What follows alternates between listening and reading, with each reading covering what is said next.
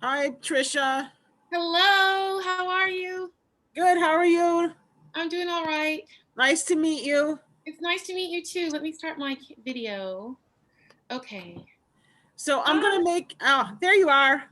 I'm gonna make you a co-host so you can share your screen. Great. All right. So let me do that now that you're here. Okay. I remember my biscuit. Oh, I do have a biscuit. Okay, so let me do this one more time. I'm gonna go to Olson's Bakery, after this, and I'm gonna get one of those huge cupcakes to celebrate. But I didn't think it would look good if I ate that. If I ate that on screen. Well, not while you're talking. Yes. Well, the problem is once I start, it's really hard to stop, Right. Let's see. So are you in Buffalo or are you in New Jersey? I'm in Buffalo. I live in Brooklyn normally, but I'm in Buffalo I decided when I won the fellowship. Am I yelling? I feel like I'm yelling. I decided when I won the fellowship to come up, even if there was COVID. Okay. Let me see. I just want this one. So have you been teaching classes? No, we're just here. I don't want to hold on. This is a different. Oh, okay. Can you all see my screen? Not yet. How about now? It's coming. It says Okay. you started. Okay, good. But there's nothing there yet. There. There you go. Let's see. I'm just going to talk through the slides instead of giving like a formal theoretical talk. I just feel like the world is on fire, and it's just a lot for people to take in right now. Okay. Whatever you wish. Okay, so you can. Oh, it's taking its time. Oh, there we go. Yes. Okay. It's nice to meet all of you. Thank you for this invitation. Thank you. Yeah, it's an interesting time. I have been here since September, and I've been writing my book. And this is either the third or the fourth chapter. And so it was really interesting to just think about it out loud, how its shape worked outside of trying to perform for a peer review audience. And especially just, I guess it was last week, a friend sent me, and I talk about it at the end of my talk, that Bridgerton, that that their home is supposed to look like they're living in a Wedgwood Jasper painting. Yeah. It does. And it does. Yeah. And it's one of those things. I'm so mad I missed that little tidbit. But it just sort of set me to thinking about a few things. So what book are you working on? So I'm writing a book. I also want to check. I invited my dad. Oh, great. And my Aunt Carmen and my Aunt Claudia. The more the merrier. Yeah, so maybe they'll be here too. So the book I'm writing is about, it's called And Freedom to the Slave. Mm-hmm. And that is a line that is transcribed onto teapots, anti-slavery teapots. And it's about how that moment in abolitionist history kind of invents the contemporary model of feminism and the hierarchy of race in contemporary feminism. So that's the book I'm writing while I'm here. And this is going to be a journal article in the journal 18th Century Fiction. And it started off as a short essay for Lapham's Quarterly called Serving Tea for a Cause. So this is a midway, this is like a midway point. So I'm going to practice just talking through it without spending a lot of time reading to see in my own head how it sounds. So I'm really grateful that you'll be my audience. That's great. Because, there's nothing that Jainites like more than tea.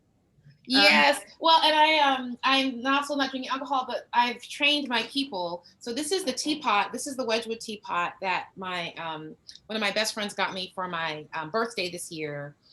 And my dad is buying me my Wedgwood, and so this is the pattern that he chose for me while I was in England. So he gave me 2 more teacups this year for Christmas and a dinosaur. Wow, it's great. Teacups and a dinosaur. Good daddy. A T-Rex, yeah. That's great. So it's wonderful that you have this time to that you won this fellowship and you have this time to do this writing. That's excellent. It is. I'm very excited and happy. And also because if I were teaching, I would be teaching during the pandemic, and it just sounds grueling. Right. So Lisa, what do you do when you're not running and when you're not organizing? What do you all do? Are you faculty, teachers? Well, we're a mixed group. Celia, who's on your screen, she's a dean at SUNY Geneseo. Okay. And the people are teachers, they're librarians, they're lawyers, all sorts of different folks from all over. Retired editors. Retired editors. Some people are editors. So we come from a wide variety. And the one good thing out of COVID is because we're having these meetings on Zoom, people from all over the country will be joining us. Yes. Not just our local people. Usually you would come to Rochester. We have a very fancy schmancy lunch for Jane Austen's birthday. And lots of chintz, popovers, peppermint ice cream, the whole 9 yards. But we can't do that now. So the good thing is that many people, we can attend talks everywhere. Like I attend talks in London all the time. Yes. And, yeah. My dad lives in Louisiana, for example. Oh yeah, that's great. Yeah. So though it does leave, he doesn't have an excuse. Right. So. yeah, so this is unfortunately we can't see each other in person, but we have gotten to meet other people, so that's a good thing. And you're in Rochester, Lisa? I'm in Rochester, yeah. So the base of our region actually, our JASNA region, Jane Austen Society in North America, is actually Western and Central New York. So that would be Buffalo, Rochester, Syracuse, Utica, like along the thruway.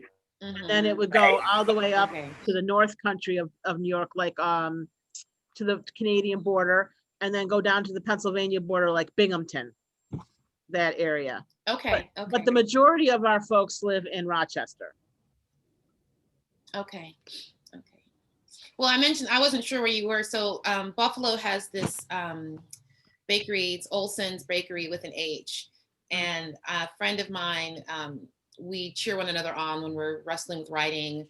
I might eat a cupcake every month. And if they're big, I cut them in half and I have them, over 2 days.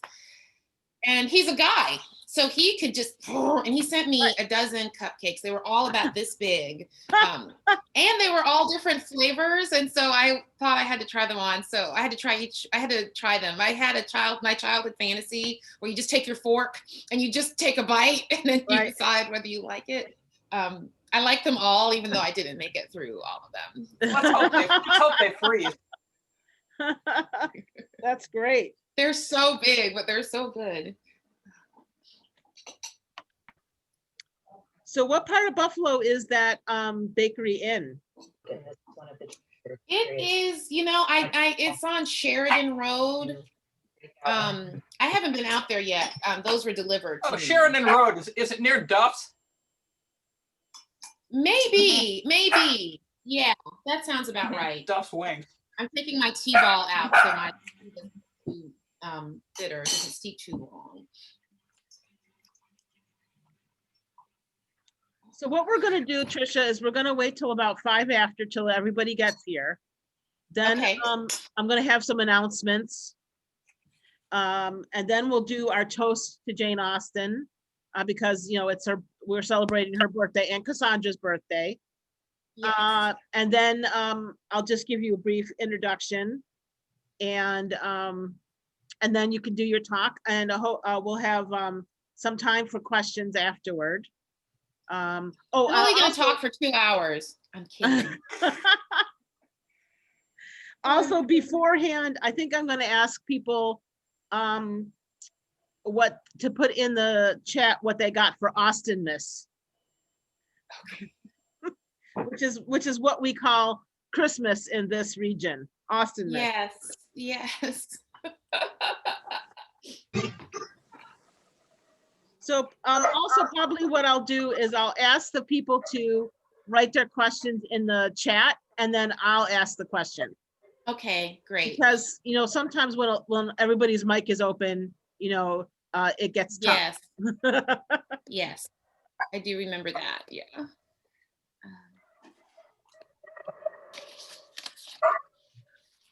Sorry, I forgot to turn off my phone.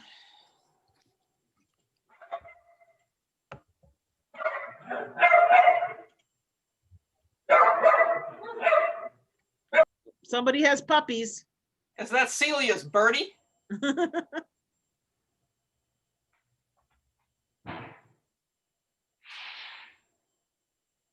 big an organization are you? So JASNA has over 4,000. Right, I just meant this local For chapter. the local one, we have about Yeah. 80 members. Oh my goodness, seriously? Yeah. That's big. So we have about, you know, 80 members who are Jane members of the Jane Austen Society North America. And then we have probably around 20 people who come to our meetings, but who are not members. Okay, okay. And So- remember, this is all of New York State west of the Mohawk River. So Yeah, that's still a lot. You know, I went to grad school and fell in love with Mary Shelley. Mhm. And then when I got this job at Montclair 17 years ago, the students wanted someone to teach Austen. And so I'm always jealous that Mary Shelley doesn't have this following. I mean, it probably doesn't help that her novels are pretty bleak, but Austen is she's a powerhouse. Right, she is. the bicentennial celebration for Frankenstein this past year was pretty big. Yeah, I was pretty pleased. Mhm. But she wrote 6 novels, you know? And we don't know about the other 5. Yeah, people only pay attention to Frankenstein. And what people say about Jane Austen is she only wrote 6 novels. Yes, exactly. I guess you all must have read, I think it was the Jane Austen project about the time travelers that Right. went back in Yes. time. Mhm. Yes. And then when they got back to the present in the novel, that Austen had written all of these other novels, and so she lost some of her allure. Yes. Those books were actually written by someone who went to school at UB. Oh, Are you talking about the Jane Austen Addict and Confessions of a Jane Austen Addict? No, the No, one the where they time no, travel. this is the Jane Austen project where By Catherine Flynn, who's a JASNA NY member. Oh, well, there's another time traveling. There's Yes. written by Lori Vieira Rigler, who's in Southern California, but she grew up and went to school at UB. I've said I just want to check and make sure I invited my dad, and I wanted to make sure that he wasn't texting me saying, "Hey, what's happening?" Bless his heart, he did not mean to have a daughter who makes him watch things, because with Zoom, he doesn't have an excuse. He's retired and he's quarantined. So Right. I'm like, "Hey, Daddy." He's in a different time zone, so make sure he knows what time zone we're in. Yes, yes. Yeah. Does anybody really know what time it is? So No. weird. I was at MLA last weekend, and I did pretty well, but at one point I was sitting in front of a blank screen waiting for a session to start that had been the day before. Oh dear. Yeah.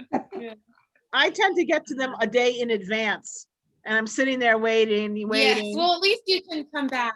Yeah. Right. Yes. Well, space we can overcome. We're still working on time. Do you all eat these exquisite biscuits? Can you see the? I can't, it's hard to show the can, the light is on. These are the best.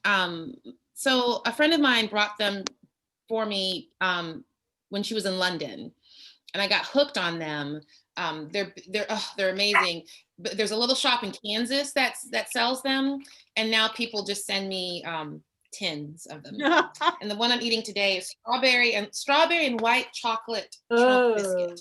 Oh, Ooh, I like that. sounds great. Yeah, no, they're great. And they're the nicest people. I called them because I was sending a box to a friend. I'm like, oh, you're the one who lives in New York. You're always ordering. Yeah.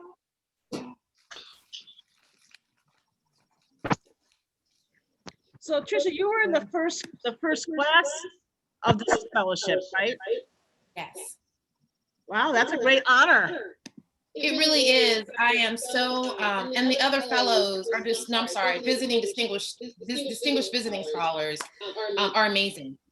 That's great. I'm not just saying that to be polite. They are so smart and talented and accomplished, and we get along well. I mean, we're not together physically very often, but we Zoom even though we don't have to, just to check in, and we attend one another's talks. They're really terrific. One of us is an artist. She just won a Guggenheim just before she came to Buffalo, and she's doing a project, and she had us in and put our arms in, you know, that blue dental stuff they put when they're going to make a mold if you have dental work. Yeah. We put all of our each of us put our hands and arms in them, and then she used that as a mold to make a cast, and then she'll have a project later at some point. So That's excellent. yeah, no, and I'm 28 minutes from Niagara Falls, and I live in Brooklyn, and so it's nice to be someplace where it's so quiet and easy to get around. I have off-street parking. It makes me really happy. That's great. Okay, so let's get started, everybody. So please, everyone, mute yourselves except for Tricia and me. Oh my God, I think it went through. So we're all not still muted. You have to mute yourself. It's not supposed to. Or I'm gonna have to mute everybody and it won't be pretty. Do it.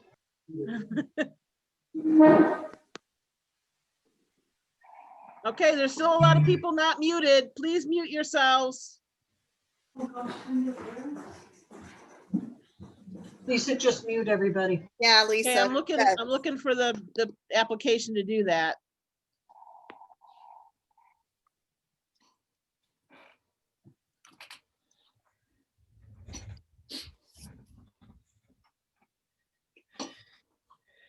Okay, well, almost everybody's muted, so it's better than we had before. Okay, so I'm Lisa Brown. I am the regional coordinator for the Central New York and Western New York region of JASNA. We're based basically in Rochester, New York. And this is our Jane Austen birthday meeting. We used to have our birthday meetings in right near Jane Austen's birthday in December, but it got difficult to find space and expensive to find space because they could rent it to Christmas parties. And so we moved it to January, and we also celebrate Cassandra's birthday, which was last week. So welcome to everyone. We're happy to have you here. Welcome to folks from across the country. We're really glad that you could join us. So before we get started, I'd like to make a couple of announcements. We have some great meetings coming up. So in February, we're very happy to be meeting with the author of Unmarriageable, Sonia Kamal. Yay! Yay, yes. Great. Oh, that's amazing. I hope you can join us. She's going to be doing a Q&A for us. So I hope everybody will read her book if you haven't already and have lots of questions. I know I have lots of questions. I've written them down already. So that's going to be a fun time. And so she's going to do a Q&A with us. That's why I'd like to have you have questions available. And then in March, we're going to hear a reading of an original story that has been turned into a play by one of our members, who's Marie Sprayberry. And she wrote a story about Lady Catherine's youth, which has been turned into a play by a dramaturg from Syracuse. So our members are going to be filling those parts, and we're going to do that. And then in April, we're going to have Roger Moore, not the British actor, but the scholar from Tennessee. He gave a talk in Williamsburg. He's very funny about Mansfield Park. And then in May, we're going to have Alden O'Brien, who is the curator of the costumes at the DAR Museum. And she's going to talk about costumes in films. I don't know if she'll be able to talk about Bridgerton yet, because, you know, Bridgerton just happened. We booked her before Bridgerton, and Bridgerton is a whole conversation unto itself. But we're very happy to be having Alden join us in May. So that's what we have coming up. You can join us at any time. The registration opens in each month. You can't register for them now. I get that a lot. Sorry. You have to wait till the month till it happens. We also have a Facebook page if you want to join us there. So before we get started, you know, we here in the Rochester region call December Austen Miss. So Austen and then Mass, like Christmas Mass.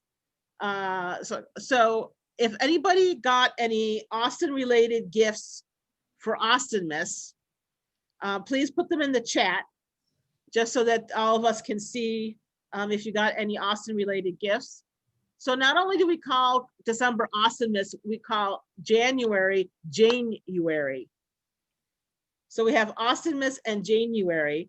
So I'm going to wish you a Merry Austen Miss and Happy January. And if you got any Austen related gifts, put them in the chat. Like if you got a book, well, for example, I got those little word magnets that you put on your fridge to make words, all related to Pride and Prejudice. Okay, somebody gave Jane Austen coloring book, so that's great. Put them down in there. Oh, an Obstinate Headstrong Girl t-shirt, excellent. Like to hear that. All right, you can keep going on that. An 18th century Dungeons and Dragons game and Jane Austen dice. Wow, I don't know what to do with that. A masked Jane Austen ornament.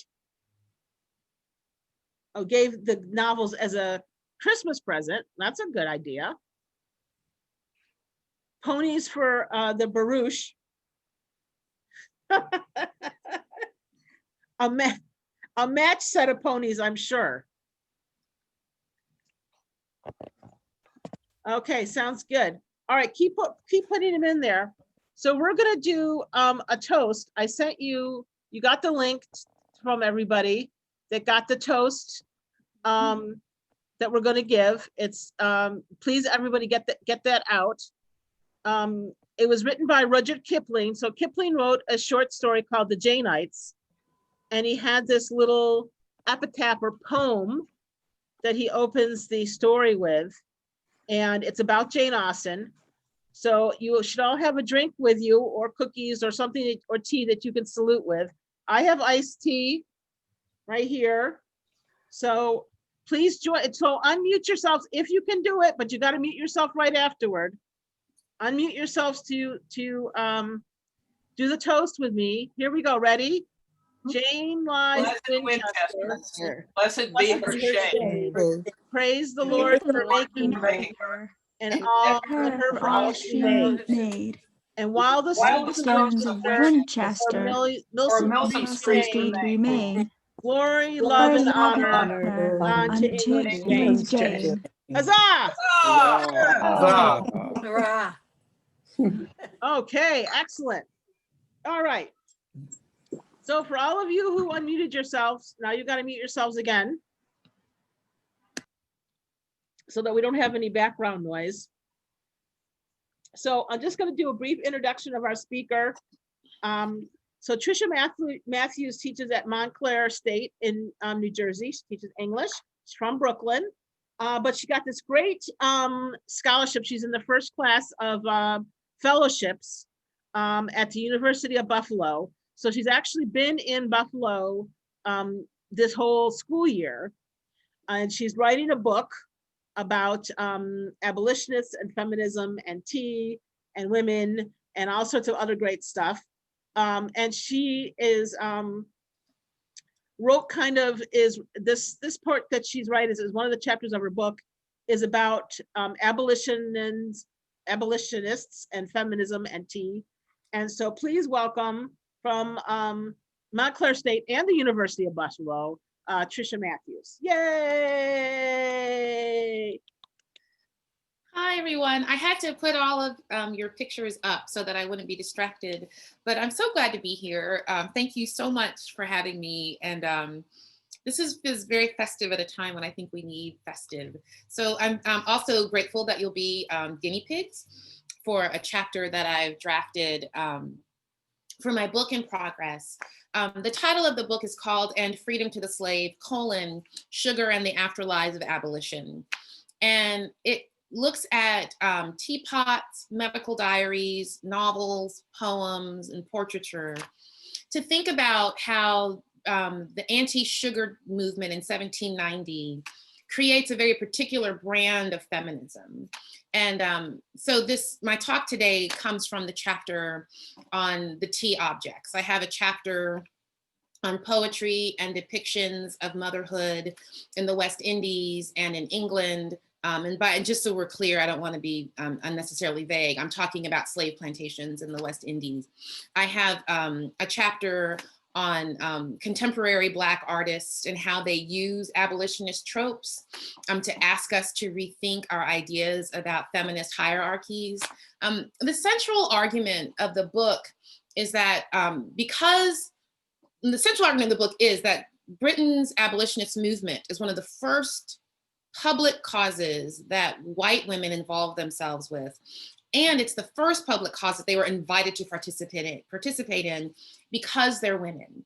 And partly there are two things operating in that invitation. On the one hand, it's this understanding that women are the moral arbiters of the home, they're the domestic goddesses, they are the first sort of teachers of the children, regardless of their wealth, particularly wealthy white women. Underneath that, of course, is this notion that women have developed enough buying power that their sensibility and their tastes are driving the market. There's a great deal of anxiety about women's appetites, what they're spending their time doing, what they're reading, what they're buying to decorate their homes, and what they're consuming, what they're feeding their families. By the time we get to the 1790s, sugar has gone from being a luxury that was only for the most wealthy for special occasions to being a commodity that is distributed by women to everyone in the home, from servants to cooks to their families. And so sugar becomes the focal point of the 1790 anti-slavery movement. The idea being that if you could, the way we think of boycotts today, right? If you think, well, if we can dismantle the slave trade by giving up West Indian sugar, the best place to begin is with women. Wedgwood obviously predates this moment, but there's an interesting sort of political and commercial drive that when I studied when I was in England in 2019, what I'm seeing is that alongside this benevolent cause, there's a calculation there. And so I went to England in 2019 to find a teapot, and I'll show it to you in a second. And so my talk today is going to be about finding that teapot, the story it tells us about Wedgwood and about women and power, and what happens as women learn that part of their power depends on having an object for their philanthropy. So the I Hope White Hands comes from a letter, and you can see it here. I took this picture at the Wedgwood Museum. I hope white hands will I hope white hands will continue in fashion, and then we may continue to make Black teapots. I'd like us to think about that as a metaphor. He means it literally, but it also indicates the relationship between whiteness and Blackness, that the notion of when Wedgwood designed his Black teapots, he did so in large part because he understood that white hands pouring those teapots would look brighter. It might appeal and would appeal to women's vanity. You may know Wedgwood for his famous medallion, Am I Not a Man and a Brother? It's the first known object that was designed specifically to promote a moral cause and to raise money for that moral cause. You might think of it as the predecessor to the pink ribbons that we now wear, or any number of badges and things we buy to promote our politics. It's designed again with this black and white motif. There's an enslaved figure on one knee, enchained, and above him is, Am I not a man and a brother? It's a question that gets asked in different forms between about 1790 and 1832. This medallion circulated in England. It was sent to the United States. Benjamin Franklin was sent a set and was very moved by them. Wedgwood's daughters designed one, a female form that I'll show you in a moment, that asks the question, am I not a woman and a sister?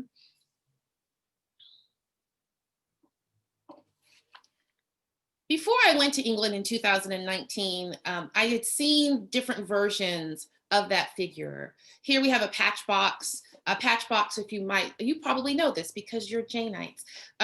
So the patch boxes were little containers where women kept the black patches that they put on their skin as fashion objects. And again, they're designed to heighten their whiteness. And we also know that the glue that they used to put those patches on their skin were poisonous, and sometimes they made themselves sick. You see versions of the kneeling figure or the language on objects of all kinds. I started finding these when I was preparing a lecture for my students. I was teaching a course in 19th century British Romanticism, and we'd read William Blake's poem, The Little Black Boy. And there's a line in there that says, I am black, but oh, my soul is white. I teach in a multicultural institution, and my students were very curious about that sentence. And so to help them understand it, I sent them to do research, and they wanted to know if Blake was anti-slavery and sort of confused by a statement that sort of suggests that whiteness is at the core of everyone, or if he was pro-slavery and that this was a way to continue to dehumanize enslaved people. I started doing research to think about Blake and to think about movements, abolitionist movements, and I stumbled upon a teapot and then very quickly found all of these objects. This would have been about 2016.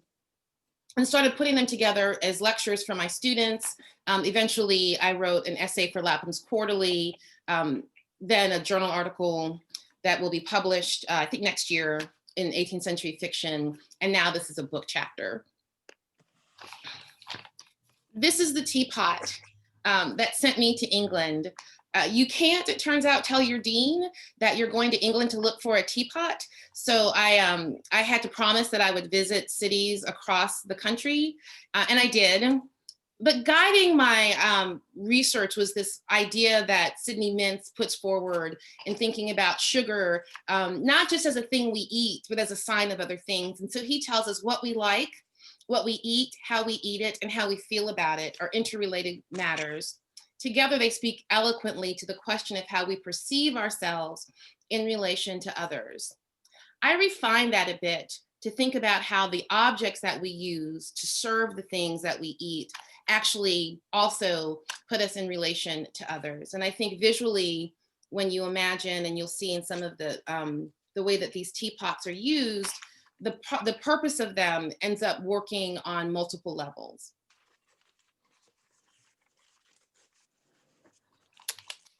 These are the cities I visited in the course of a month and maybe 5 weeks, maybe 5 weeks in England. And I started in Liverpool and ended in Stoke-on-Trent, and then went back to Liverpool to travel home. So I went searching for this teapot, and I was very curious to know a few things. I wanted to talk to citizen historians who led tours. Most of them were African or of African descent. And are British citizens whose families come from Jamaica, the West Indies, West Africa. I wanted to know how they understood England's history of the slave trade. I also wanted to know how museums were capturing this moment. England celebrated in 2007 the bicentenary of the 1807 Abolition Act that abolished the slave trade, but not slavery. And so I knew before I went that there were exhibits in different libraries. I wasn't sure before I went how these teapots were used. I wasn't sure if the Wedgwood teapot from 1740, which predates our medallion, I wasn't sure if that was just a one-off object. And so when I was traveling, I would visit with historians, go to museums and galleries.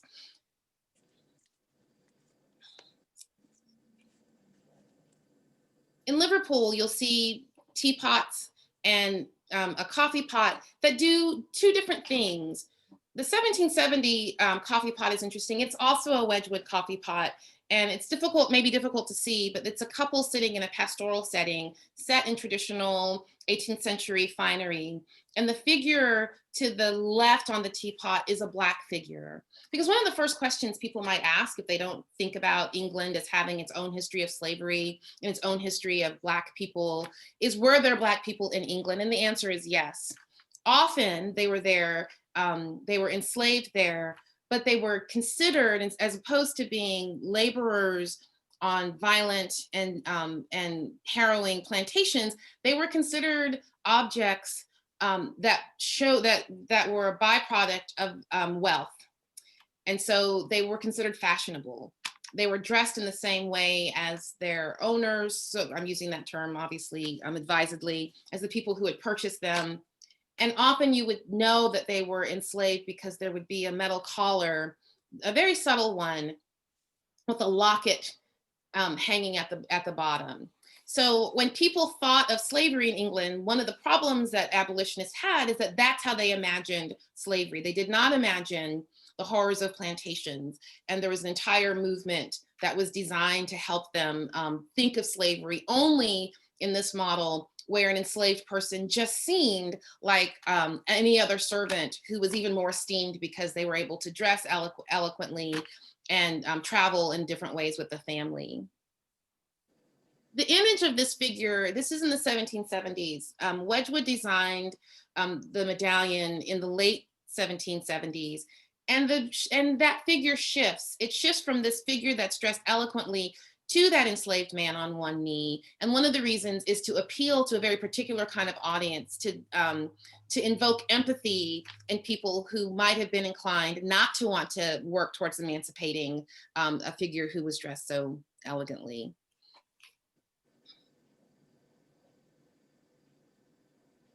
Oh, by the way, I should note, this is a Wedgwood teacup, and the tea I bought when I was at the Wedgwood Tea Gallery in Stoke-on-Kent. Wedgwood medallions, I think we all know this, right? We know that medallion blue. What we might not know is how often they were used to commemorate people as varied as distinguished women, as figures who were contributing to England's empire. So Captain James Cook and Daniel Solander are credited with developing Australia into a place that England could use for its convicts. Of course, the English Empire carries with it always violence, and it's always and land grab. So Wedgwood was participating in a different kind of movement that both commemorates those figures, but also creates a particular desire for a specific look. And as I'll say at the end of my talk, that we still kind of think about Wedgwood in those ways. So before he designed the medallion, he was already designing figures that would commemorate important people. It is significant that he would put a Black figure in the same form as white Englishmen and women that he wanted to elevate. But he also understood that the abolitionist movement had caught the attention of an intersecting set of audiences. Some of them were men like Thomas Clarkson, William Wilberforce, and Granville Sharp.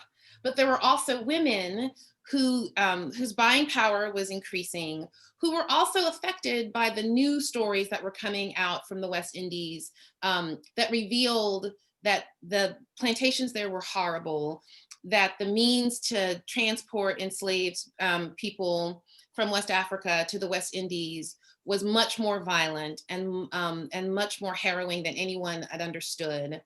And so abolition becomes a movement in part because people understand that it's horrific. And Wedgwood, being a smart businessman, wants to serve up a way for women to promote the cause, but continue to buy what he wants to sell.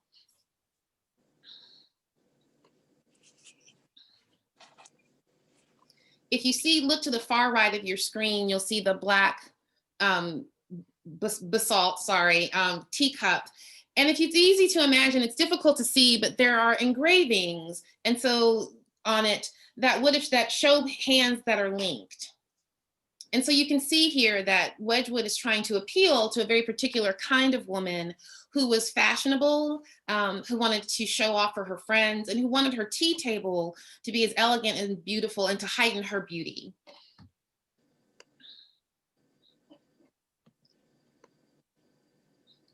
When I went to Port Sunlight is about a 20-minute bus ride outside of Liverpool. And so this was in the first few days of my visit.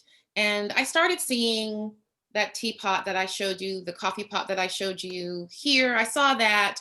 I knew that we had sort of teapots that were not necessarily decorated with anti-slavery objects, but I was really looking to see if I could find how widespread the aesthetic of the Wedgwood teapot that drew me to England, to see how widespread it might be. And so from traveling from England, I went to Birmingham, and there I found the mother lode. You can see these teapots everywhere. And that's when I began to understand that commemorative teapots were not unique to the abolitionist movement. In fact, if this were England in the late 1800s, there might be a teapot that commemorated our visit today. Maybe we would be sketched on the side. Maybe somebody would do a caricature of the lecturing professor. And that they were used to indicate all kinds of politics. There were teapots that were against the tax stamp.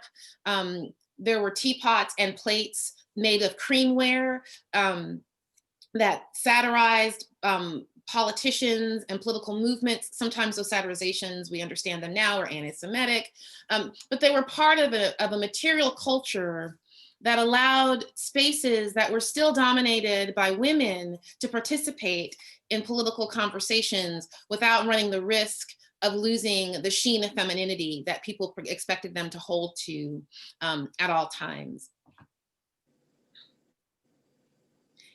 The teapot in the back that has the description, let your conversation be as becometh the gospel of Christ, was the first sign that the teapot that I had seen was part of a larger aesthetic pattern. In other words, not just a politics, but you can see that that teapot is got the same green and red as the Wedgwood teapots that I first showed you. And what I found is that those colors sort of become symbolic of anti-slavery work.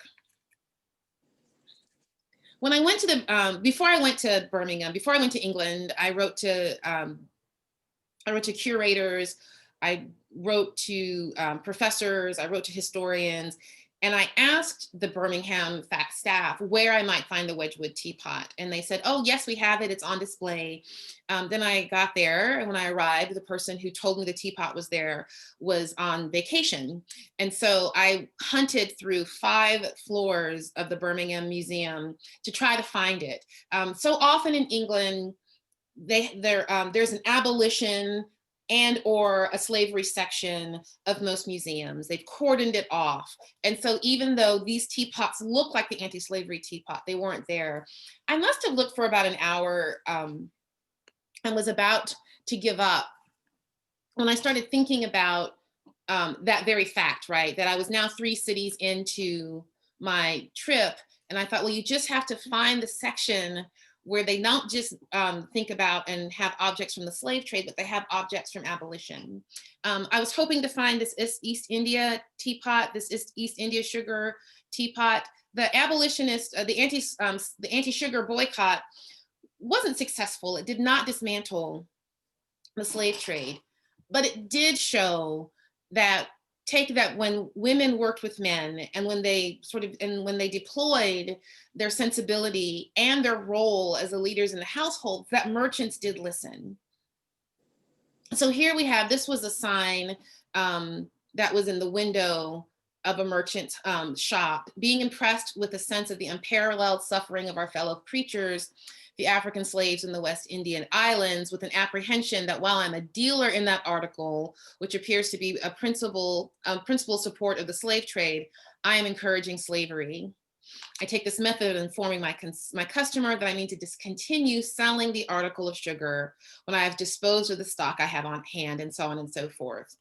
There's a very gruesome calculation that abolitionists used during the anti-sugar boycott, where they conflate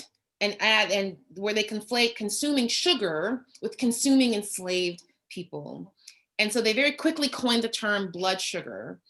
There are placards that women distributed that showed that if you had this much sugar, it was the same as if you were consuming this number of enslaved people, or that you were ruining the lives of 1.4 enslaved people for every ounce of sugar that you consumed. Women signed petitions, they wrote poems. I have a chapter on poems that were written for children, and the poems, again, they work on two levels. On the one hand, they're trying to teach children that the candies that they eat are made by slaves. And the other thing, of course, is to control their consumption. There's a lot of anxiety about whether or not sugar is good for you. The pro-sugar campaign, by the way, argued in an op-ed that a pound of sugar was better for you than a pound of carrots. That's something that we know not to be true. But the back and forth over what women are doing with their time, how to get people to give up a commodity that they love, that was easier to use, and connecting both of those things to a larger moral cause, I think is one that tells us a great deal about the rise of feminism in the 1790s. I think it's worth noting that this teapot here, and you see teapots like this, East India sugar, not made by slaves, to indicate that it's West Indian sugar that is particularly pernicious. Of course, East India sugar is not less immoral. And interestingly enough, some of the people who were behind the sugar boycott had stock in the East India Trading Company. So at every moment, there are levels. Wherever there's an opportunity to fight a cause, there's also an opportunity to earn money. So after walking around the Birmingham Museum, and like I said, walking around for an hour, I was about to give up. And very sad, I had written a big grant to come and find this teapot, and then there it was. I normally wouldn't show a picture of me, particularly with my vacation hair there, but I cannot overstate what it meant to finally find this teapot, to see it in person. The title of my book comes from the last line of the teapot, "and freedom to the slave." At this point in my research, I had seen this teapot and I had seen that verse, but I still was not sure if this was just for teapots or if we saw this elsewhere.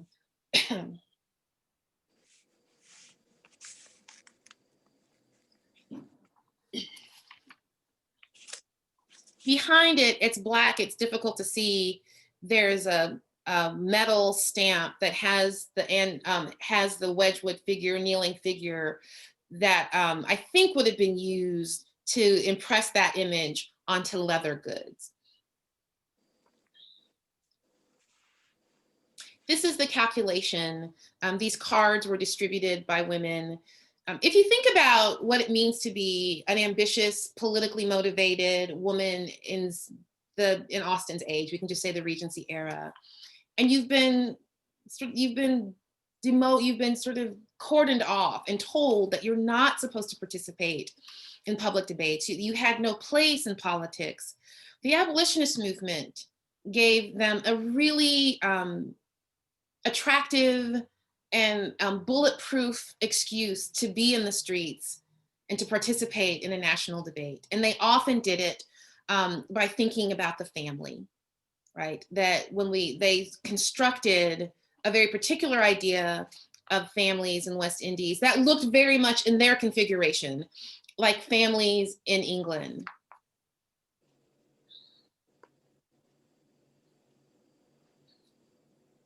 I noticed on the, I was so glad to see on the announcement for my talk, the image of Wilberforce. I went to the Wilberforce House Museum in Kingston upon Hull. And here was the moment when I knew that what had just been an idea of mine could actually be a book. You can see in the lower right-hand corner, there's a mug with the same verse on it. You can see that there are plates, there's a gravy boat, there are pitchers, a water pitcher. And here was the curator of the museum making my argument for me, that in addition to producing or allowing a particular kind of feminism, it's a feminism that really depended on the idea that Black people needed the quote unquote maternal instincts, that they needed the moral intervention of white women, not just to be free or emancipated, but to be morally saved from what was imagined to be an immoral life. Connected to this, for example, is Hannah More, who thought of abolition as a chance to evangelize to Africans so that they would convert to Christianity. She wrote several poems, but a particularly long poem that was really about showing off her prowess as a poet, but also to make clear that this was an opportunity to grow the church. And so freedom and emancipation were also connected to projects that would have served British women's agendas. The idea then here is that the enslaved African was depicted as passive to provoke sympathy from white Europeans. Historically, this was not true, as many slaves actively fought against their own enslavement.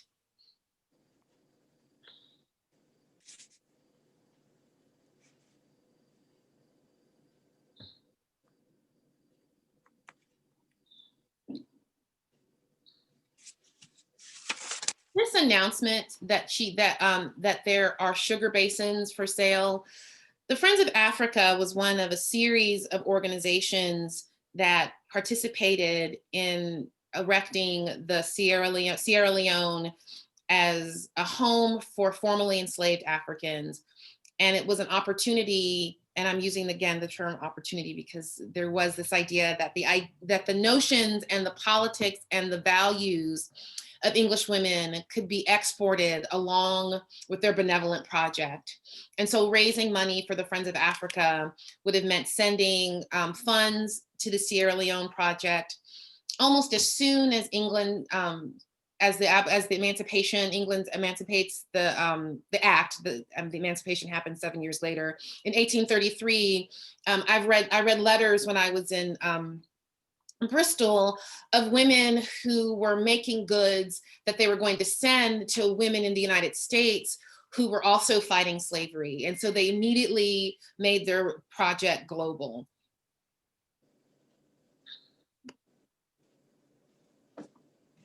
One of the things that I've been thinking about, struggling with, wrestling with as I write the book is trying to recognize that the reason Wedgwood works is because we like pretty things.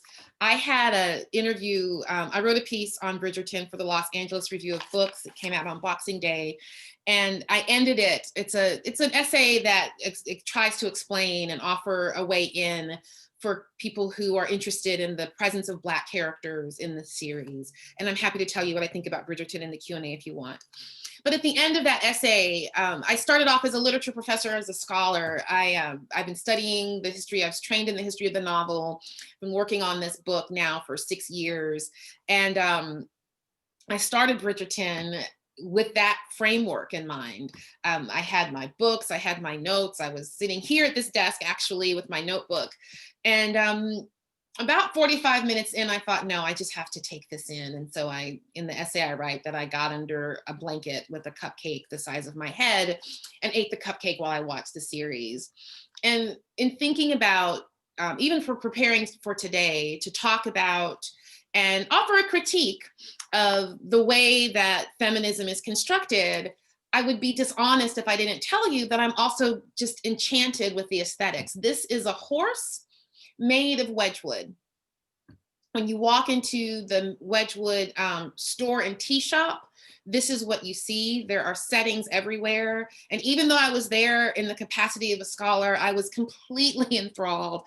I met with the Wedgwood historian. I went to the museum. I took my notes. And then I went around the shop and I took pictures of all the patterns for my friends. And I said, if I had all the money in the world, this is what I would buy you. I did sit down and have a cup of tea. I had a cup of tea and a wonderful scone.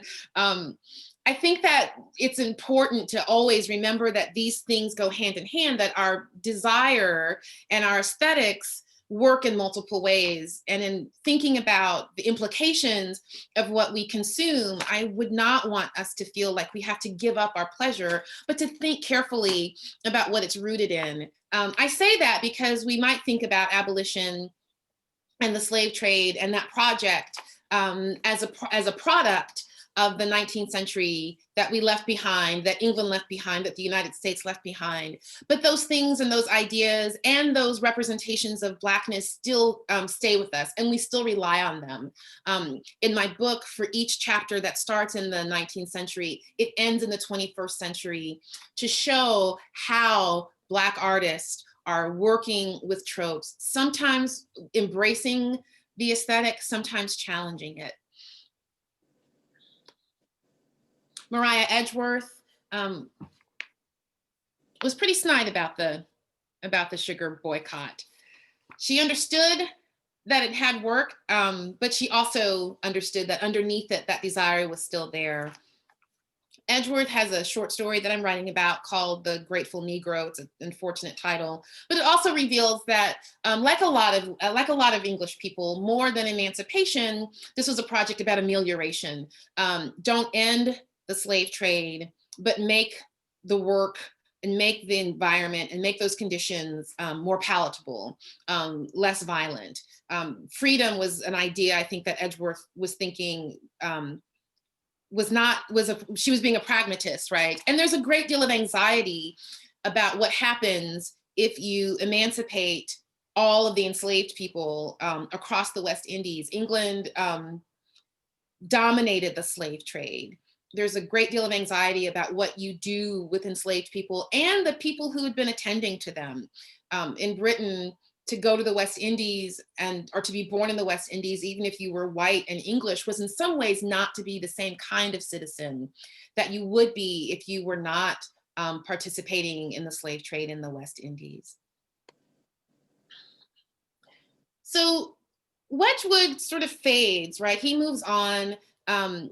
One of the habits he's credited with inventing is the idea of the catalog culture. I'm still old enough to remember that I used to get a JCPenney's catalog. My dad was telling me he would get the Sears and Roebuck catalog, and you got the catalog and you weren't going to buy anything, but you were just going to flip through the pages and you would look to see what was possible. Wedgwood is credited with inventing that. He had pattern books. So he would produce books that women could flip through to see if they could find and see what they might buy. And he also wanted women to come into his shops, not necessarily to buy things, but to talk to other people and to see one another. So that culture, and we've left it behind, especially in the age of COVID, but it's a culture where the goal is not to purchase, but to participate. He moves away from anti-slavery objects. In the book, I show how that whole aesthetic sort of shifts over to literature.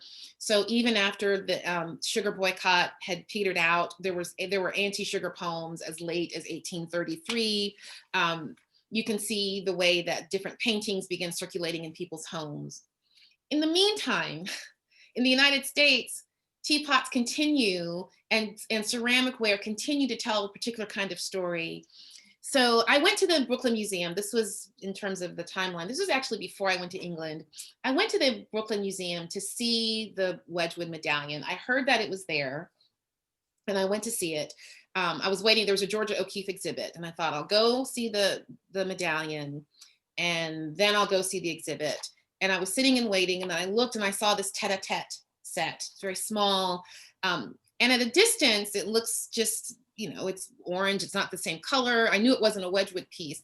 But when I got closer, I could see two things, that the finial on top of the sugar bowl, which is to your left, was the head of a Black figure, because of course it's still indicating that sugar came from plantations that were worked by enslaved people. And then the picture of milk, then the teapot has on its head the figure of a Chinaman with a ponytail, because of course tea comes from China. And then the picture for the milk has a goat on the handle. And so that each object of the tea, the tete-a-tete set, is meant to indicate where it comes from. This was meant to be humorous. We also, I know that even in the 19th century, it would have been considered racist, but still kind of a joke. So I thought it was interesting that what starts off as an earnest, if calculated attempt to promote abolitionist sympathies is turned into, by the time we get to 1876, into something else entirely. And then next to the medallion that I went to see, there was this trivet, a Harriet Beecher Stowe trivet. I've since learned more about George Cruikshank, who drew caricatures that promoted anti-slavery ideas, but also critiqued over-sentimentalized ideas about anti-slavery projects. And so here we have Harriet Beecher Stowe, who wrote Uncle Tom's Cabin, as if she's the Virgin Mary, surrounded by the figures from her story. This would have been the use of any number of homes, but it also would have been a decorative object. It tells me that this is one way that the ideas and the mode of anti-slavery thinking was translated from England, from Wedgwood's world, to the United States. And this mode, I think, continues, and we still see Wedgwood and the aesthetics that informed him today. I noticed, someone sent me this article. So when we think about Bridgerton, for example, Bridgerton is set, right? This idea is that it was supposed to look like a Wedgwood ceramic. Creamware, which is invented by Wedgwood, was named after Queen Charlotte. It was called Queensware. These ideas and this aesthetic and the notion of how we consume things and what they're supposed to represent still stay with us today. I'll stop here. I'm happy to answer any questions. Thank you. Hooray, thank you very much, Tricia. That was great, really, really interesting. And someone wrote in the comments, the new Emma looks like Wedgwood cake too. Oh, yes. I'm gonna stop sharing the screen so I can see everybody. That's okay. That new Emma is very kind of bright colors. They look like confections, right? It does. It looks like one of your cupcakes. Yes, yeah. So I'm really interested to know what you thought of Bridgerton. So what did you think of it? So you should know three things. I have obviously been reading Regency-era. I'm trained as a historian of the novel. I also, my friend teased me, I do not have a PhD in Shonda Rhimes, but I have done all the coursework. So I have seen, I still mourn the end of Scandal. So it made so much sense to me to see her doing that. And then the other thing is, from the time I was in middle school, I've been reading historical novels. I read, Julia Garwood, Joanna Lindsay. I reached a point in my political evolution where I realized that the violence of those novels were more than I could take for the titillating descriptions of desire. And so I stopped reading them for a while. And then when the pandemic hit, my best friend writes these novels and keeps track of them. She said, oh, they've changed politically. So I hadn't read Julia Quinn, but I had read her contemporaries. So I was ready. I think that Bridgerton is a hot mess that's worth sort of wading through, because I think they had a great deal of pressure to serve multiple audiences. I think they had to serve the Julia Quinn audience that had in its mind who those characters might be. I think they had to serve the ideology, and I mean that, the ideology of Shonda Rhimes, who has very particular ideas about how one is Black in the world. And I think they had to serve Netflix, right? Netflix must have given her a ton of money. That is an expensive production. My friend Mike Good at Syracuse noted that they kept using the same shot from Bath. Like he saw the same shop window 3 times because he takes students there all the time. But it's filmed in England. And I think that it has to fit into the ethos of Netflix young white women who are no longer supposed to simply be waiting for a man to pick them up. They have to have agency, they have to be feisty, they have to be strong, but they also have to be innocent and naive because they're not supposed to know too much. So those are some real, that alone is a lot to balance. I think they took as much care as we could have hoped with the look. This is not a PBS, BBC Heritage edition where somebody looked to see if the colors would have been the same colors as they would have been in 1813. But I did notice, you know, all of the Easter eggs, the Latin script on the dance floor. A friend of mine noted that this feels more like Frances Burney than Jane Austen, even though the novels have an Austen feel to them. I thought it was sexy. I thought the sex was not good to watch. I cringed. I remember, like, when it's not good in the book either. Those scenes are difficult to write and even more difficult to translate to screen. And so it was a little bit, at one point, actually, I just was like, no. I put my hands up. I was like, I didn't want to see it. I hope there's a second season. I think that they've laid the groundwork with a host of characters. And I wasn't entirely satisfied with what Bridgerton did with the Black characters. But as a cultural critic, my question is, what could they do given what we know of the period? And so the Marina Thompson character, who's a mixed race woman, I hope the showrunner has read my piece and liked it, I've heard. I want to ask them about that casting decision, because in the series, in the novels, everyone is white. The minute you cast a mixed race character, that carries historical baggage, a different kind of historical baggage than you would carry with a white character. I like what they've offered. I want more, but I wonder how much more they can do. I avoided the conversations about whether or not there were Black people in it. Yes, that's not even a debate. Was Queen Charlotte depicted as Black all the time? What can we do in a world where if you're mixed race in London, you were probably there as a byproduct? Your history is linked to the West Indies. There's a novel called The Woman of Color, A Tale. If you don't know about it, I think it's worth reading. Marina reminds me of that character. So I hope that we see her again. It makes sense to me that the Queen is Black, and it made sense to me that Lady Danbury was Black. Like, it just fit the actor, not just that she was Black, but that particular actor, the way she carries that and her role. So I thought it was really interesting, and I would like to see more of it. Thanks. Could you give us a link to that article that you wrote about Bridgerton so that we could read it? Yeah, I'll do it now. I can find it pretty easy. Okay. All right. So then I'll get to the other questions from other people.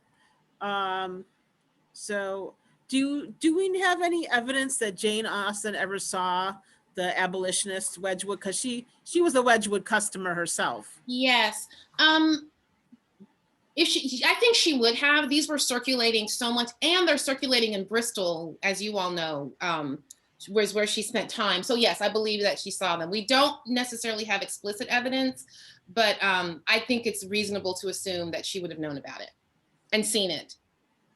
Okay, then someone asks, when will your book be published? Oh, so I'm looking for, I'm sending out the book proposal actually in the next week. I have about 4 chapters written, so it'll be another year at least. Okay. And then the next person asked, where in the US can we get your biscuits, the biscuits that you mentioned? Oh, that's the more important, frankly, the more important. I'll send out, yeah, it's called, I think it's in Kansas. It's a little British shop in Kansas. Here, I'm just doing two things at once. So let me put this in the chat. This is the LARB essay that I wrote.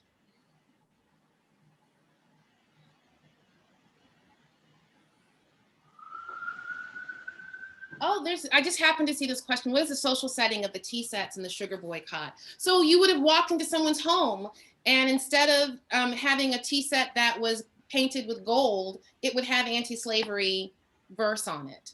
So it would have been, those would have been used. And it's this thing where it gets so intense that there's a letter to a newspaper, the name is escaping me, where someone says you can't even go into someone's home without seeing anti-slavery pamphlets, anti-slavery teapots. The Wedgwood medallion is worn and used. It's worn as a brooch. It's worn as earrings, as cufflinks. These are circulating so widely. And they're circulating against paintings that would have depicted enslaved people as objects of luxury. And so you have a kind of, I was thinking about in the essay that I'm writing, I talk about how the teapots are at the center of the tea table, but that also says that that's where everyone's looking. It's a different thing entirely to walk into someone's home, see a huge painting, see an enslaved figure in the painting, and then go on to do anything else. The teapots tell a story without ever having to say anything at once. Wedgwood has to do something really careful when he designs them. You cannot bring the horrors of slavery to the tea table. It's too graphic. There are caricatures of enslaved people in vats of boiling sugar. There's a caricature that depicts actual political case. Kimber is his name, is accused of torturing a young Black woman to death. And there's a caricature of that. You can't put that in a space where a proper white woman is having tea. You just can't do it. And so the medallion serves that purpose. It's designed so that it can be something that would not be inappropriate. It's interesting that he's not on two knees, but on one. He's sort of pledging his fealty, even as he's begging for freedom. And the fact that that then becomes a female figure, I think tells me that the tea table, which had been a place that where men and women would have been, we think of it now as a thing that women do, but men were still participating in those tea rituals. It seems to me that it gets more feminine, and that feminine figure that is now on soup tureens, on plates, on cups that children were given, they're just everywhere. Okay, so thank you. Another question is, what would you like to see or see more of in fictional depictions of this period? I would like to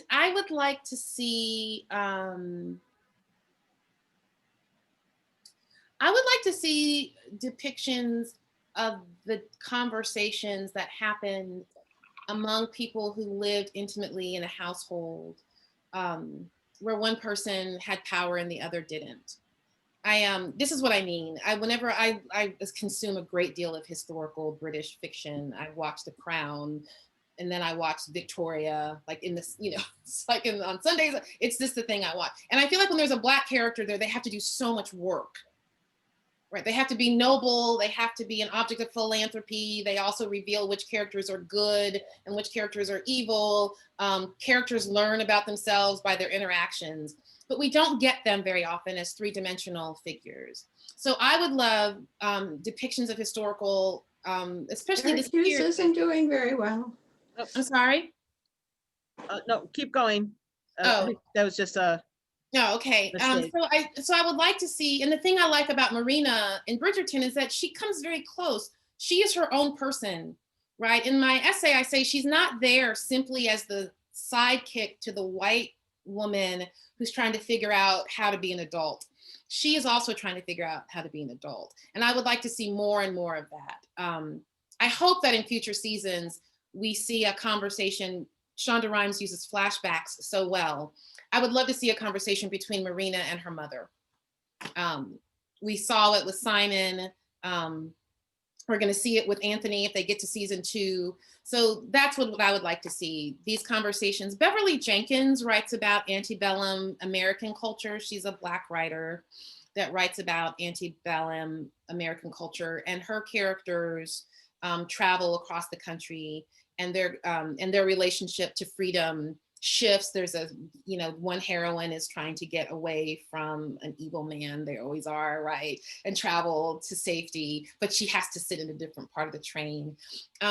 I found it a little jarring to go from romance and desire to here's a history lesson. But I think it's worth the work. Okay, thank you. Mm-hmm. So so would a working person be able to afford Wedgwood, or what sorts of goods would they have encountered? Would they be able to afford any of the goods that would have had these symbols on them? That's interesting. Wedgwood was for the elite, right? Wedgwood was definitely for people who had disposable income and who wanted to keep up with changing trends. So a working person would not have seen the images. They would have seen Black people in England, and they would have seen enslaved Black England people. And here's how I know that. So Samuel Taylor Coleridge, who wrote The Rime of the Ancient Mariner, has a lecture called On the Slave Trade. It's published in 1791. And he does this really brilliant rhetorical thing where he lists all of the reasons why people defend the slave trade.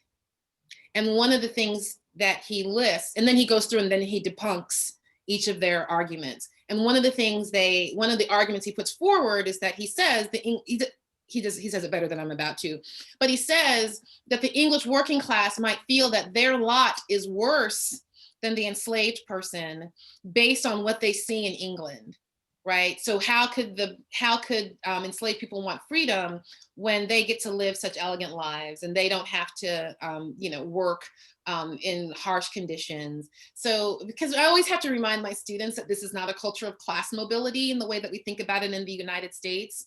So if you're born a scullery maid, you're a scullery maid, you're not gonna, fall in love, and you might go from the upper middle class to the aristocracy, but you're not gonna go from being a scullery maid to being a duchess. So they would have seen, and they would have read Equiano's interesting narrative is circulating widely. It goes into maybe 8 or 9 editions, and it's a subscription model like Hannah More. So it's only published because people subscribe to it. So they wouldn't, unless they worked in elegant homes, they might not have seen the Wedgwood. They definitely, I think, would have seen the pamphlets. They would have heard about the debates. There's this gorgeous moment when I was in Hull in the Wilberforce House Museum, where the curator downstairs, the main curator who welcomes you, was a very nice, distinguished white man who told me with a straight face that women didn't participate in the slave trade, and I mean in abolition. And I saw this woman out of the corner of my eye, and she looked frantic when I went upstairs, and she pulled me. She goes, "That's not true." And she explained to me that ministers who didn't travel would write their sermons out, and their sermons would be sent abroad. And so, and Hull is, someone asked where anti-slavery movements were the most, and those were in the cities. I went to cities that participated in the anti-slavery movement. So Liverpool, who owes its growth to slavery, is also a site for anti-slavery work. Bristol has a pre-slavery, it's a port city, so it has a pre-slavery history. I don't think it's an accident, folks. I mean this, that first statue that came down this summer came down in Bristol. When they pulled down the statue, they have been working on for centuries. This is the work of centuries. So Bristol, I have a chapter that talks about the Georgian House Museum, which was built on the sugar trade, on the proceeds of the sugar trade, where William Wordsworth and Coleridge met, and a Black activist, a community activist in Bristol, has set up on the 4th floor a memorial and an educational room that explains the house's connection to the slave trade. Hull is where the Clapham sect, that is where there are so many that collection, Wilberforce, Thomas Clarkson, Hannah More, Granville Sharp. That was a hub.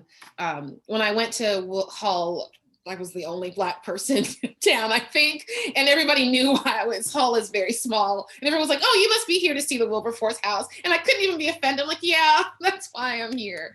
So those are some of the places that would have been. Thank you. Did one person asked if Spode or any other pottery places had anti-slavery goods? I don't know, but now I want to. That's a really great question. And I think the way to answer it,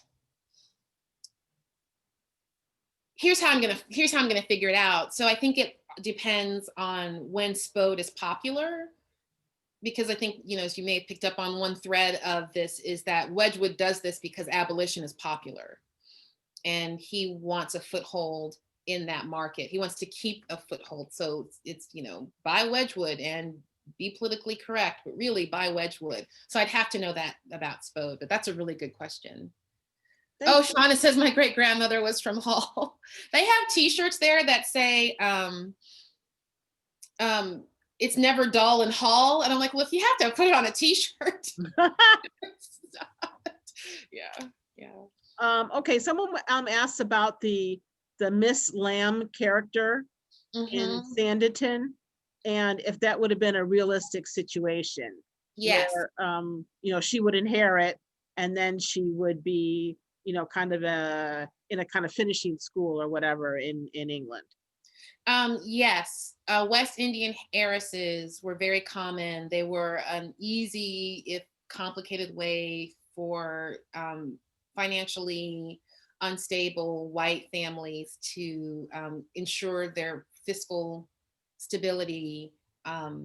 And she would have Miss Lamb, she would not have had to even be in England for finishing school. She probably would have had a white governess in the West Indies that would have made sure that she had that particular kind of training. If you haven't, really read The Woman of Color: A Tale, because she has that same, when she arrives in England, she's hyper British. She's very British. Has had British training, to the shock of the racists that she encounters. So yes, Miss Lamb's situation is very real. And I think Andrew Davies could take lessons from Shonda Rhimes about how to write a good plot. I think the end of Sanditon is a travesty. Yeah. So another person is asking if any of the images like Wedgwood would appear in down market China. Yeah. I don't think so, because China wasn't a down market commodity. I think that people ate off of pottery that was very plain and rough hewn. Okay. I'm going to unmute for a moment. I said China or ceramics. Or ceramics, yeah. Thank you, Marie. I don't think so. Now they might. And the way I think to answer that question is to know if those become secondhand objects, right? I don't know. It's work I still need to do.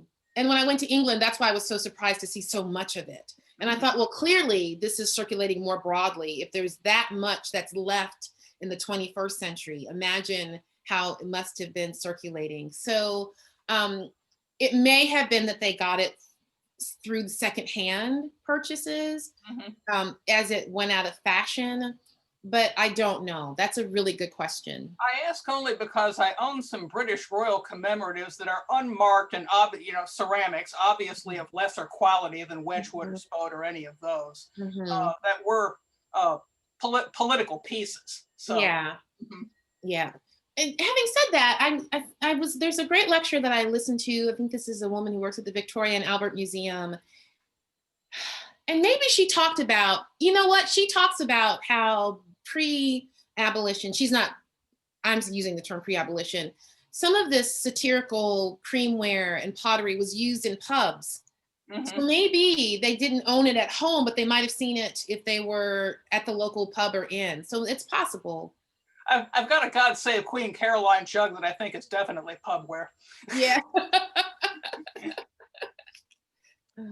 Thank you. Another person asked if there was anything like the Underground Railroad in England. No, because slavery mostly existed in the West Indies. Some of you will know a little about the Mansfield decision, that the debate about whether an enslaved person in England could be compelled to return to a plantation, and everyone's confused about what that actually did and didn't do. It didn't emancipate anyone. So there wasn't the same, there was no, that wouldn't have necessarily happened. There are debates about what happens to an enslaved person when they get to England, and abolitionists were there and organized. Mary Prince comes to mind, for example, individually to help, if not emancipate, remove from plantation life. But it wasn't the same because of how it's located. And that's one of the challenges for abolitionists, by the way. They need the British to understand what's happening in England in order to raise their empathy. And one of the two things that does it is the Zong case, where the Zong ship was transporting captured Africans, and for insurance purposes, they were murdered by being thrown overboard.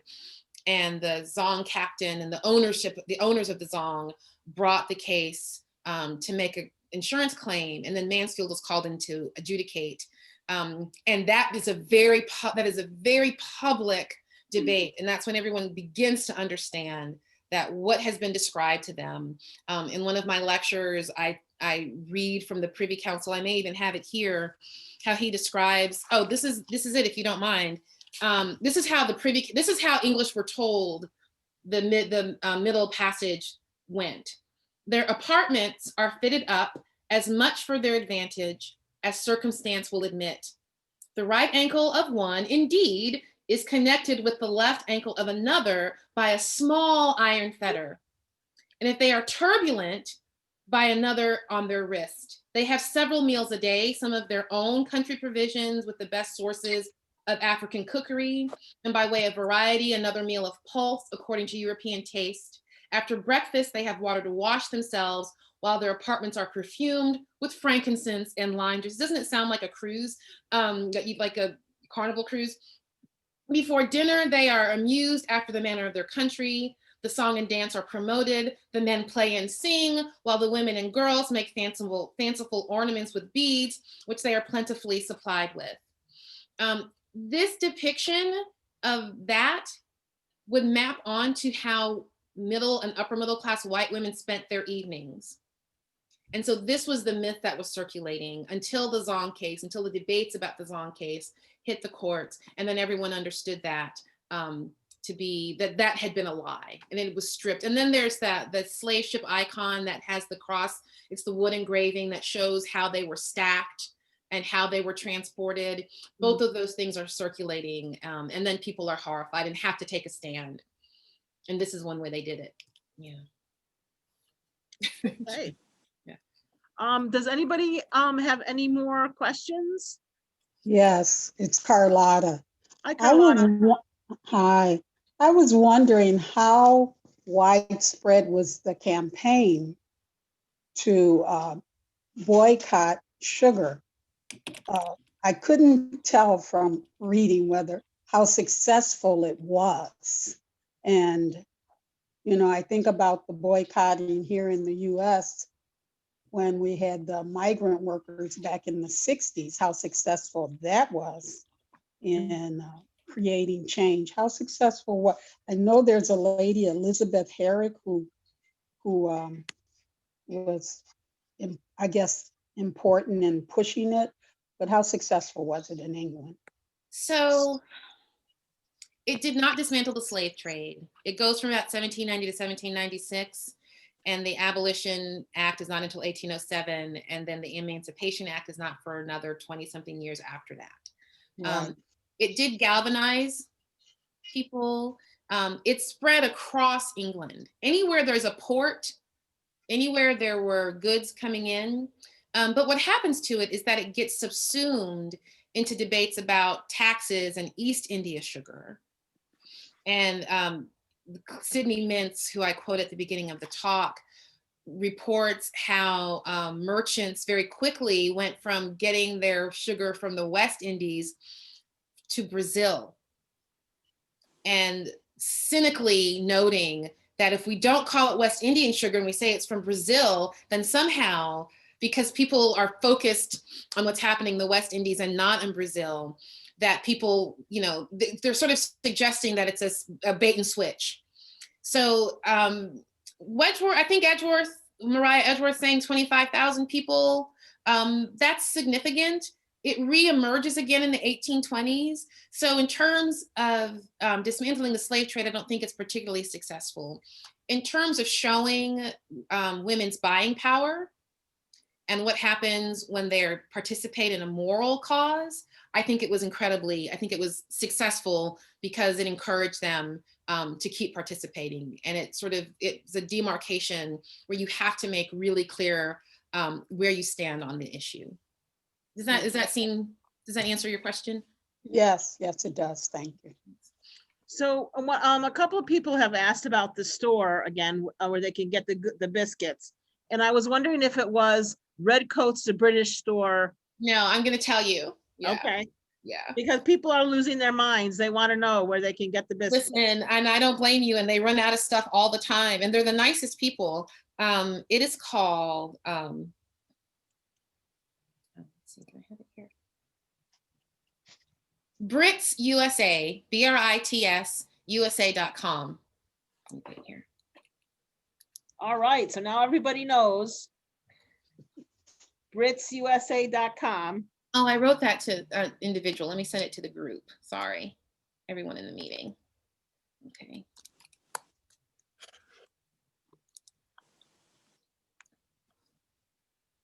There we go, BritsUSA.com. Yeah. All right. Well, I think we're gonna wrap it up here. So I think it was Ariel. I thought Ariel and Alice, they just had their hands up. Could I just answer those two? Oh, sure. Yeah, of course. Yes. They had their hands up and I didn't want to. Yeah. Yeah. Okay. I actually, a second question emerged through the Q&A. My first question was, it looked like, I really like the one of the last images you showed. Maybe it was the last image of well, I don't like it, but I thought it was interesting. The caricatures of the black figure on top of the sugar. Yeah, and yeah. Yeah, and it looked like in one of your earlier images that that there was some like Chinese looking thing. And I was wondering if you could talk about that imagery and what you found alongside. And then my second question is, when did this Wedgwood pattern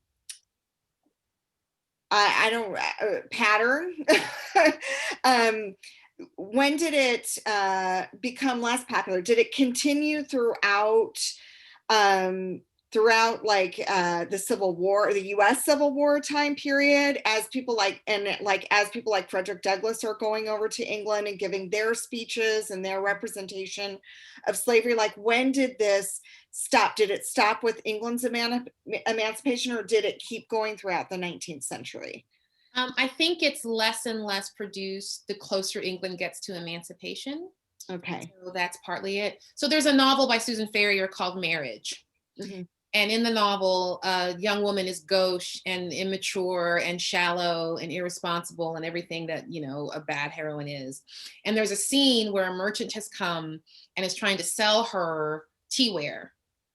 And one of the teapots is designed, and she describes this in great glee to the disgust of her husband and his commander. And it's described as being designed like a Chinaman who's squatting, and that when you pour the tea, it comes out of his mouth. And it's a signal to us as readers that she has bad taste, bad politics, is irresponsible, like the disgust of everyone in. So they do pop up in literature. So that's that. And then the second question, I think that when I was in Wedgwood, they still had black jasperware. They still have those black teapots. And so those never went away. The anti-slavery sort of connection to them is muted. It doesn't exist so much anymore. Yeah. In fact, I don't even think the Wedgwood Museum has any doesn't have the medallion. They don't have, yeah. And it's like the Wedgwood Museum. They don't have the medallion. Yeah. Thank you. Ariel? So my question for you is about, have you ever, let me explain. I'm a classical musician studying at the Eastman School of Music up in Rochester. And this recent semester, I was studying about a Black composer who was around during Mozart's time from 1745 to I think 1799, named Joseph Boulogne, Chevalier de Saint George. And he's from a French colony. His father was the owner of a plantation, and he went to France. He was a virtuoso violinist. He was a composer. In fact, at one point, he even was asked to be the director of the French Royal Opera, but they asked him, like, the opera divas were saying, we don't want him because he's Black. And I was just curious if you've ever heard of him, or obviously, like, I know your focus is primarily on English stuff, but I haven't, but I'm not surprised. There's Samuel Taylor Coleridge, who's the poet, and then there's Samuel Coleridge Taylor, who I believe is maybe a 19th century Black composer. And I know that there's a novel, you're right, I am a literature person. There's a French novel with a biracial heroine named Ulrika, the title Ourika. So I don't know, but I'm also not at all surprised. I think one thing that I've found in my research is that there's no European country that doesn't have its own history of Black artists and Black individuals that's been muted, because in order to think about that, then you have to think about England's or the country's relationship to slavery. So even when I was in Manchester, for example, I mentioned that I was working on abolitionist teapots, and the white woman who was the docent at the Gaskell House really just went on a rant. And I was just there to eat cake. I wasn't, it was my last day. And so so I'm not surprised that person exists and that history has been muted. It's really complicated to think about it, especially England, that's so attached to thinking that they've done the right thing in abolishing the slave trade, without paying attention to the fact that the reason they had to abolish it is because they want to talk about the thing they did and not the thing that got them there. So yeah, I think that I'm not surprised that person exists. I wanted to say to Ariel, it's Carlotta again, there was a special about that. I'm trying to think if it was on PBS or the Smithsonian. It was excellent. And he was very well received by the French people. He was also a fencing master, apparently. Yes. Yeah, he was very, very smart, very, very talented. Some people put him above Mozart, as a matter of fact. But yeah, this is Renata. I think that same violinist is featured in one of the very first scenes of the movie Amadeus. Oh, is he? Yeah, I just had read an article in the New York Times about this musician, and talking about how the article was saying that calling him the Black Mozart is putting Black first, and then calling him as Mozart as if he wasn't talented on his own, if he didn't have his own skills and fame and talents, and how they're trying to get rid of this nickname for this particular artist because it was so misrepresented and so racist to use and that's how he's known. Some people don't even know his name. All they know is just Black Mozart. They don't know anything else about him. So very interesting. He was composing even before Mozart. Like, Mozart was just a little kid. In fact, they actually met at one point. Mozart heard something that Boulogne had composed, and actually Mozart adopted an idea from Boulogne into, I think, one of his symphonies. You can hear it like quoted or something. It's really cool. In April, I'm talking to the British baritone Peter Brathwaite, who has participated in the race and portraiture. He's been doing the Met Challenge, and I'm going to ask him to tell. I'm going to ask one of the things I'm going to ask him to talk about, because I think that's his world, and he would know. So yeah, and Boulogne did write some operas, or at least one opera that we studied. Great. Okay. Any other questions before we sign off? Thank you.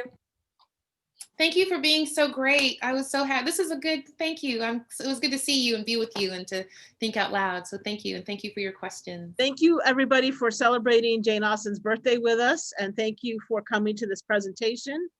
And thank you, Tricia, so much for bringing up this fascinating topic. And once again, congratulations on your fellowship and your time in Buffalo. We're so happy that you got this time to write your book. And we hope to see all of you in February with questions about Unmarriageable, a really great book about the Pakistan version of Pride and Prejudice, written by Sonia Kamal, who was here briefly visiting us at our talk, this talk and last month's talk. So I know I have a lot of questions for her, and I'm certainly sure you do too. So thanks for attending, everyone.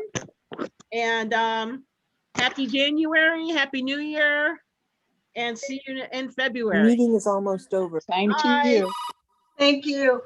Bye. Bye. Bye, everyone. Thank you so much.